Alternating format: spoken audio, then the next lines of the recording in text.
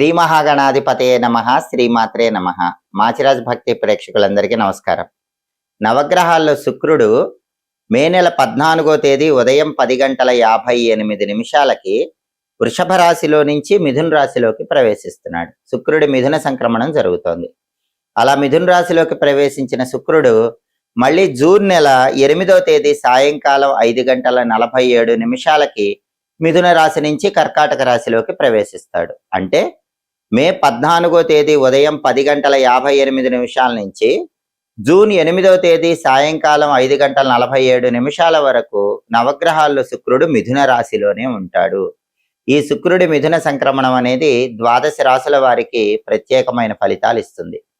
ఏ రాశుల వారికి శుక్రుడి మిథున సంక్రమణం అనుకూల ఫలితాలు ఇస్తుందో, ఏ రాశుల వారికి శుక్రుడి మిథున సంక్రమణం వ్యతిరేక ఫలితాలు ఇస్తుందో, అనుకూల ఫలితాలు వచ్చే రాశుల వాళ్ళు శుక్రుడిని ప్రసన్నం చేసుకొని ఇంకా అనుకూల ఫలితాలు రెట్టింపు కావాలంటే ఎలాంటి పరిహారాలు చేసుకోవాలో, అదేవిధంగా వ్యతిరేక ఫలితాలు వచ్చే రాశుల వాళ్ళు శుక్రుడిని బలోపేతం చేసుకొని వ్యతిరేక ఫలితాలు అనుకూల ఫలితాలుగా మార్చుకోవటానికి ఎలాంటి పరిహారాలు చేసుకోవాలో, 12 రాశుల వారి మీద ఈ శుక్రుడి మిథున సంక్రమణం అనేది ఏ ఏ విషయాలలో ఎటువంటి ప్రభావాన్ని కలిగింపజేస్తుందో ఈ వీడియోలో మనం తెలుసుకుందాం. తదుపరి కర్కాటక రాశి. కర్కాటక రాశి వాళ్ళకి మే 14వ తేదీ ఉదయం 10:58 శుక్రుడు మిథున రాశిలోకి ప్రవేశించగానే, శుక్రుడి మిథున సంక్రమణం జరగగానే, ఈ మిథున సంక్రమణం అనేది కర్కాటక రాశి వాళ్ళకి వ్యయస్థానములో ఏర్పడుతోంది. కాబట్టి వ్యయస్థానములో శుక్రుడు యోగించడు కాబట్టి కర్కాటక రాశి వాళ్ళకి శుక్రుడు వ్యయస్థానంలో 12వ స్థానంలో కొన్ని రకాలైన వ్యతిరేక ఫలితాలు ఇస్తాడు. కర్కాటక రాశి వాళ్ళకి శుక్రుడు ఏ విషయాల్లో వ్యతిరేక ఫలితాలు ఇస్తాడు అనే విషయాన్ని పరిశీలిస్తే ప్రధానంగా వ్యయస్థానం 12వ స్థానం అంటే అది ఖర్చులకు సంబంధించిన స్థానం.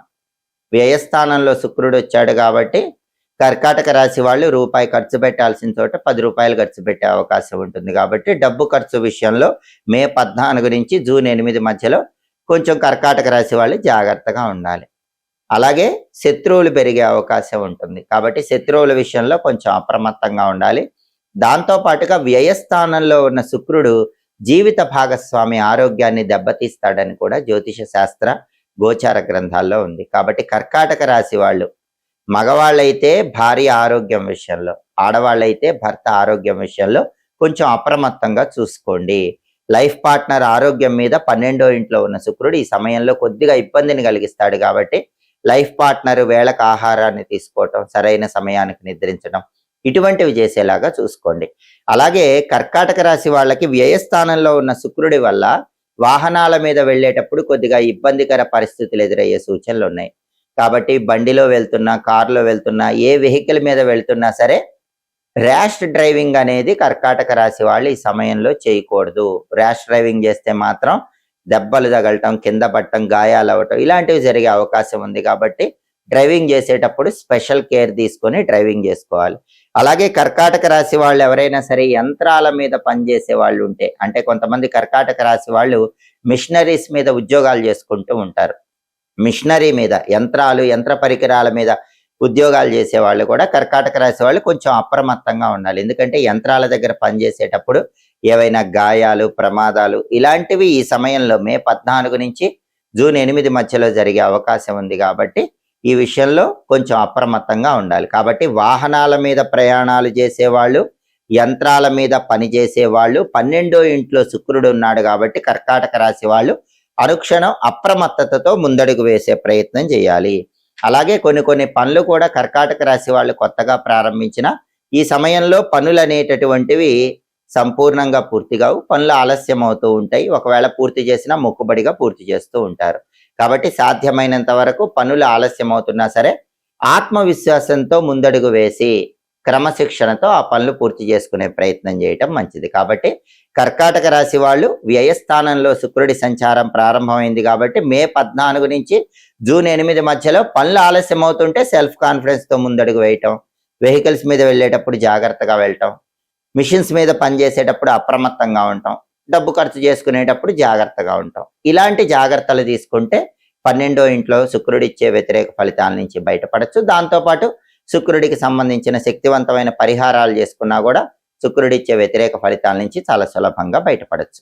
మే 14వ తేదీ ఉదయం 10:58 నవగ్రహాలలో శుక్రుడు మిథున రాశిలోకి ప్రవేశించగానే, మిథున సంక్రమణం జరగగానే, ఈ శుక్రుడి మిథున సంక్రమణము ద్వాదశ రాశులలో కొన్ని రాశులకు అనుకూల ఫలితాలు ఇస్తుంది, కొన్ని రాశులకు వ్యతిరేక ఫలితాలు ఇస్తుంది.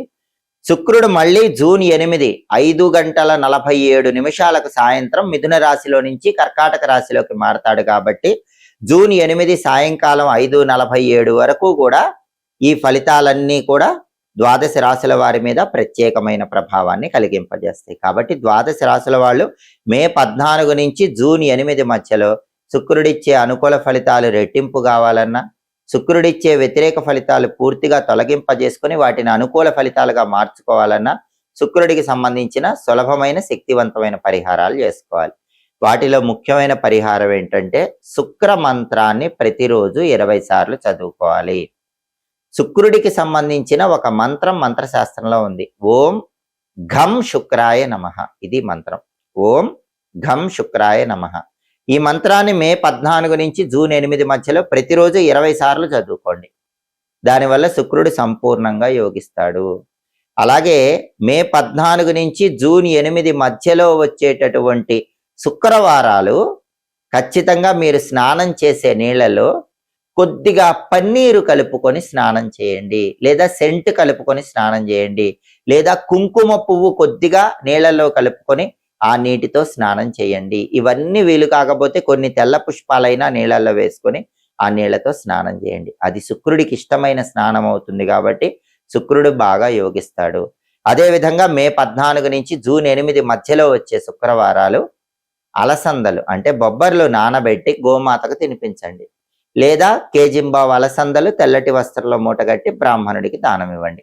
ఇది ఎప్పుడు చేసుకోవాలి? శుక్రవారం ఉదయం 6 నుంచి 7 మధ్యలో కానీ, మధ్యాహ్నం 1 నుంచి 2 మధ్యలో కానీ, రాత్రి 8 నుంచి 9 మధ్యలో కానీ. శుక్రహోరా కాలం అంటారు. ఆ శుక్రహోరా కాలంలో మే 14 నుంచి జూన్ 8 మధ్యలో ఇది చేసుకుంటే కనుక శుక్రవారాలు సంపూర్ణంగా శుక్రుడి అనుకూలత కలుగుతుంది. అంతేకాకుండా శుక్రుడు యోగించాలంటే మే 14 నుంచి జూన్ 8 మధ్యలో వచ్చే శుక్రవారం ఉపవాసం ఉండండి. మే 14 నుంచి జూన్ 8 మధ్యలో ఎన్ని శుక్రవారాలు వస్తే అన్ని శుక్రవారాలు ఉపవాసం ఉండండి. ఉపవాసం ఉండి రాత్రికి పాలతో చేసిన పాయసం తినండి. అప్పుడు శుక్రుడు తొందరగా యోగిస్తాడని జ్యోతిష శాస్త్ర గ్రంథాల్లో చెప్పారు.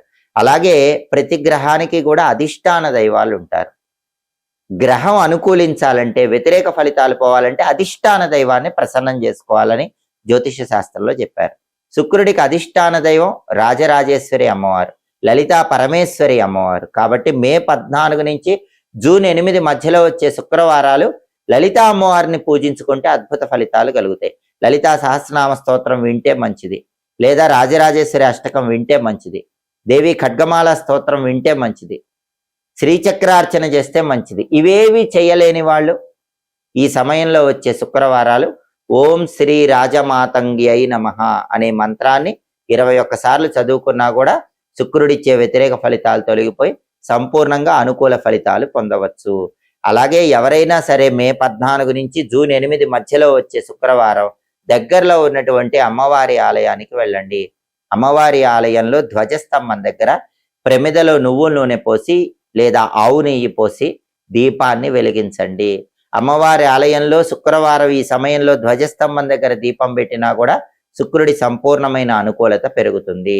అలాగే మే 14 నుంచి జూన్ 8 మధ్యలో వచ్చే శుక్రవారం పూట మధ్యాహ్న సమయంలో అంటే మిట్ట మధ్యాహ్న సమయంలో 1 గంట నుంచి 2 గంటల మధ్య ప్రాంతం శుక్రహోరలో ఎవరైనా బ్రాహ్మణుడికి ఒక అరిటాకులో కేజీ బియ్యము, తెల్లటి వస్త్రాలు, సెంటు బాటిలు, కుంకుమ ప్యాకెట్ ఉంచి గనక దానం ఇచ్చినట్లయితే దానివల్ల శుక్రుడిచ్చే అనుకూల ఫలితాలు రెట్టింపు అవుతాయి. ప్రతికూల ఫలితాలన్నీ తగ్గిపోయి వాటిని అనుకూల ఫలితాలుగా కూడా మార్చుకోవచ్చు. వీటిలో ఏవైనా సరే పరిహారాలు చేసుకోండి. శుక్రుడి మిథున సంక్రమణం వల్ల ద్వాదశ రాశుల వాళ్ళు విశేషమైన శుభ ఫలితాలు సిద్ధింపజేసుకోండి.